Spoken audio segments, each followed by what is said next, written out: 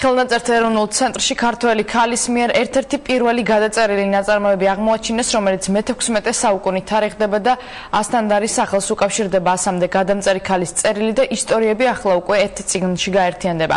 როგორ მიმდინარეობდა კვლევა და რა მასალები შეაგროვეს მკვლევარებმა, თამარ დარახველიძე ამბობს.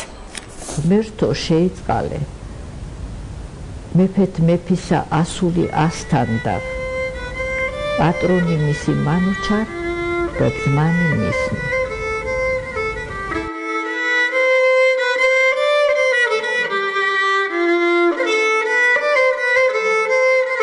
ხელნაწერთა ეროვნულ ცენტრში არსებული არქივიდან ეს ხელნაწერი ერთ-ერთი პირველი ქალი გადამწერის ასთანდარის მიერ არის შესრულებული. მკვლევარები ამბობენ, რომ სავარაუდოდ ხელნაწერებს ქალები მანამდეც ქმნიდნენ, მაგრამ არც ერთ მათგანს ხელმოწერა არ აქვს, რადგან იმ პერიოდში გადამწერები მხოლოდ მამაკაცები იყვნენ.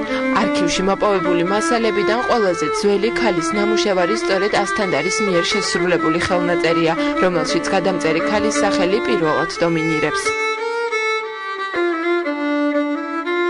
ქალი გადამწერები ძველ ხელნაწერებში თითქმის არ გვხვდება. მოგვიანო პერიოდებში ჩნდებიან ქალი გადამწერები, რაც ალბათ ერთი მხრივ ევროპული გავლენით შეიძლება აიხსნას და მეორე მხრივ იმით, რომ უკეთ შემოხვდა გვიანდელი ნიმუშები, შესაძლოა ადრეც წერდნენ, მაგრამ ეს ნიმუშები ჩვენამდე არ არის მოღწეული.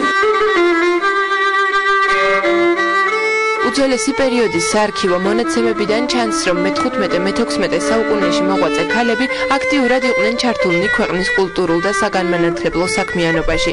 ირკვევა, რომ ხელნაწერთა ეროვნული ცენტრის არქივი 100-ზე მეტი ქალი გადამწერის სახელს ინახავს. მათ შორის არის ერეკლე მეორეს ქალიშვილი მარიამ მაკრინეც წოდებული. უკვე წლები არაც ამ თემაზე მეცნიერი იაგა ჩეჩილაძე მუშაობს და სულ მალე ამ ისტორიებს ერთ წიგნად აქცევს.